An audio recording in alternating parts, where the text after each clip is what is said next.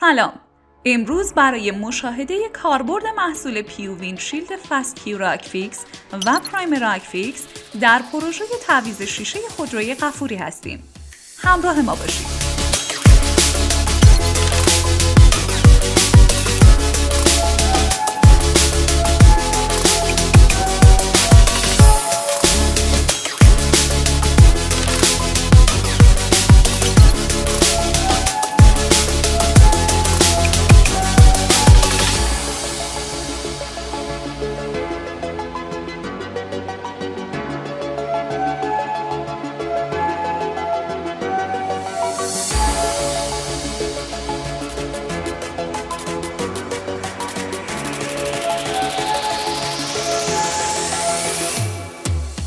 همونطور که میبینید بعد از ریموف کردن شیشه مقدار کافی چسب رو روی سطح فلزی اعمال میکنیم.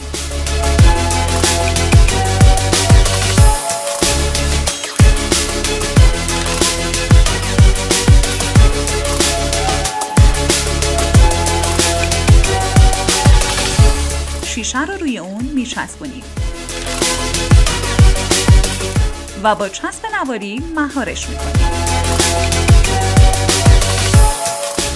این چسب بعد از 2 روز کاملا خشک میشه.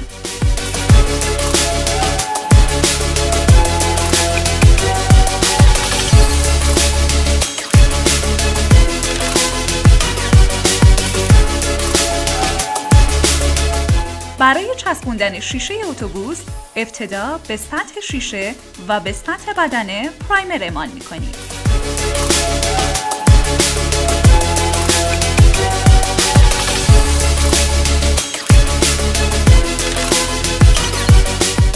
بعد از اون مقدار کافی چسب رو روی بدنه اتوبوس اعمال می‌کنیم.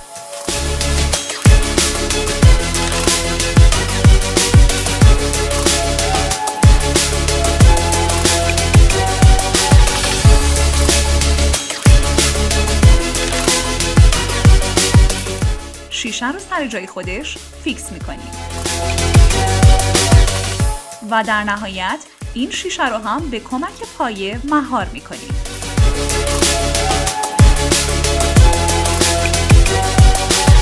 همونطور که می‌بینید این محصول هم با پرایمر و هم بدون استفاده از پرایمر کاربرد داره و قابل استفاده است.